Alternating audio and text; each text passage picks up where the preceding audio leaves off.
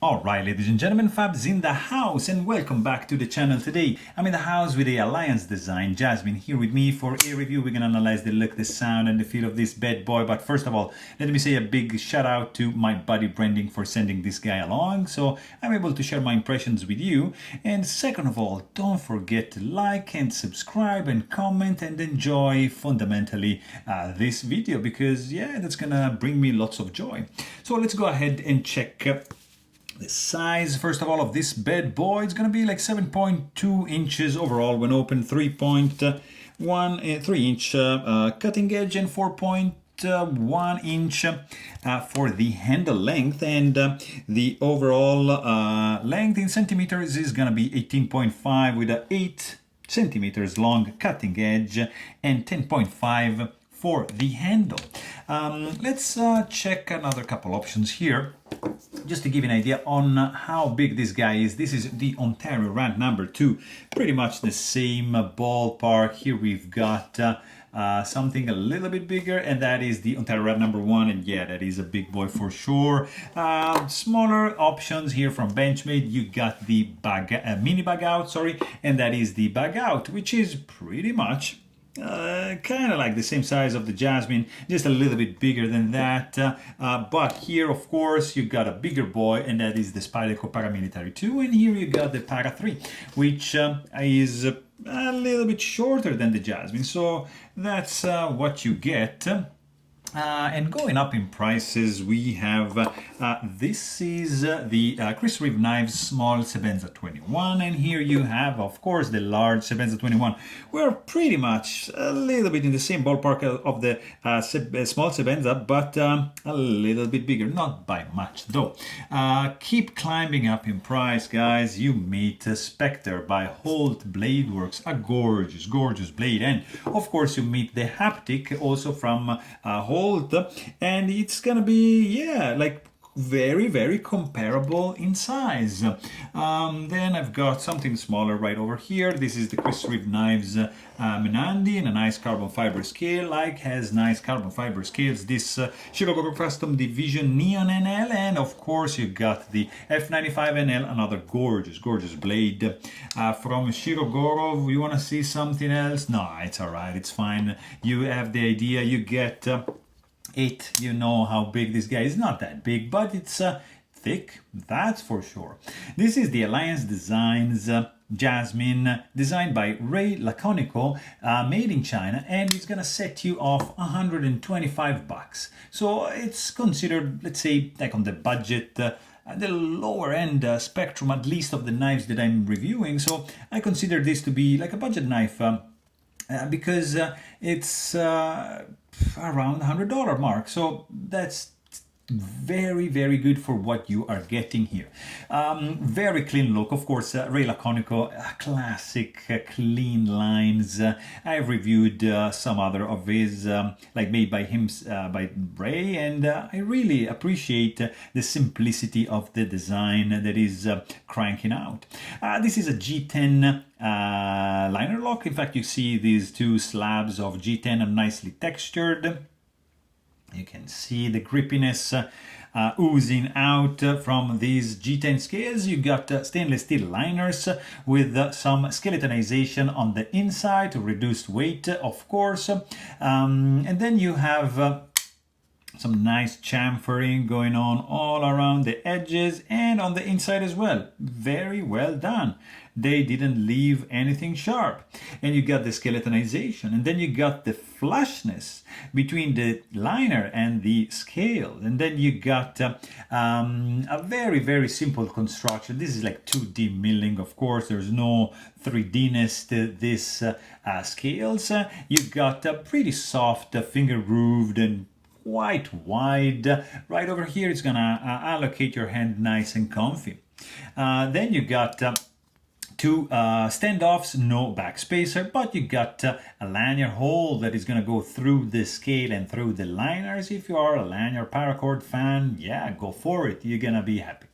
Then you have the tip, which is, you can actually feel the tip. Like if I jam, like maybe you can see like here, I can like I need to jam my finger to be able to touch the tip, so I would consider that pretty safe.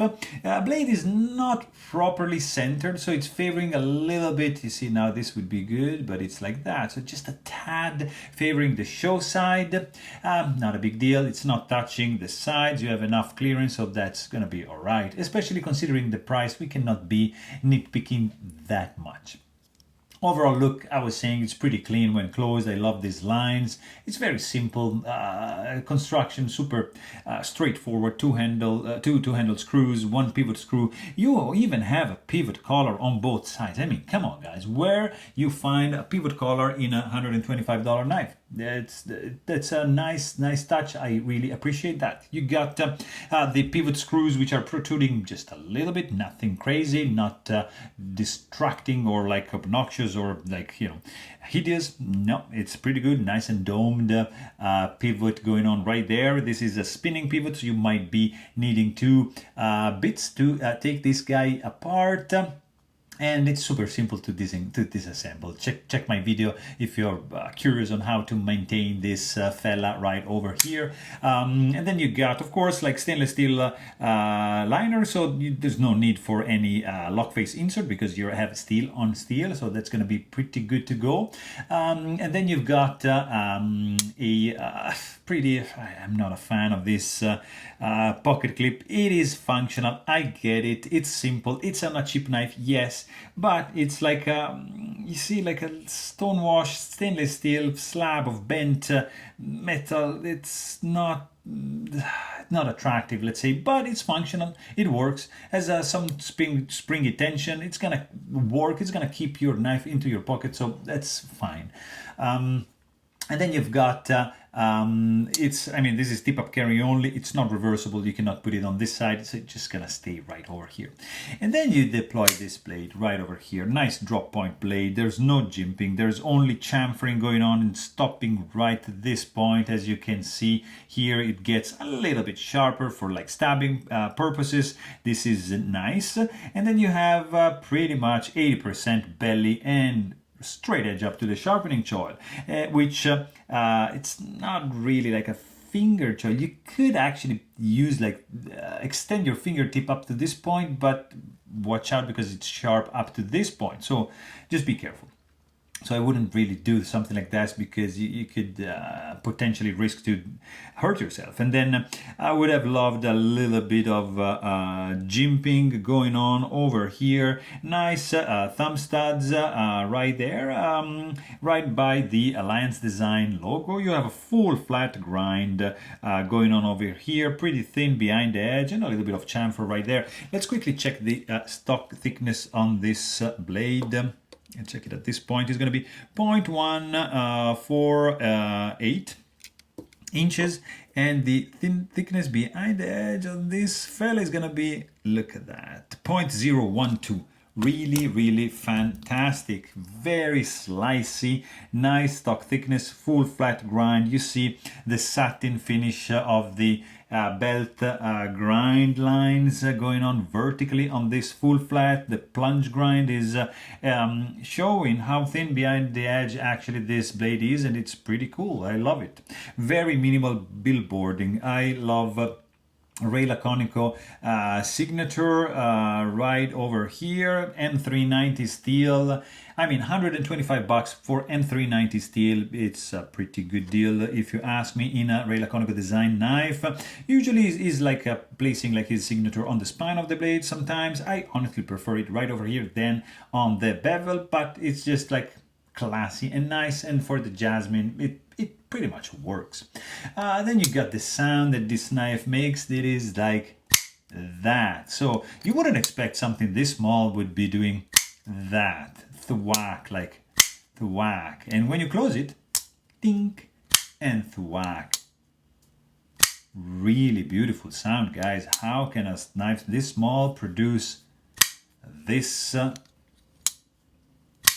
deep and pleasant, not really resounding or like percussive, but it's a nice clack. I like it. When you close this guy, Yeah, it's nice, like think, very discreet, so pretty good to go.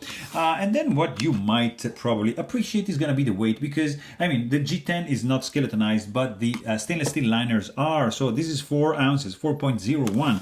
So not ideal, but it's, I mean, consider that stainless steel, it's not titanium, and this is like G10 with no skeletonization, so it's all right. It's 4 ounces, not too shabby.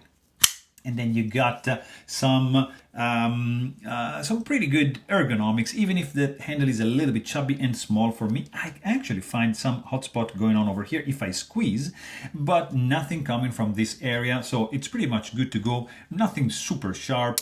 There is basically a complete lack of jimping anywhere. Like here, it's a little bit crammed, but you do get some milled out areas to jam your thumb to disengage the lock bar.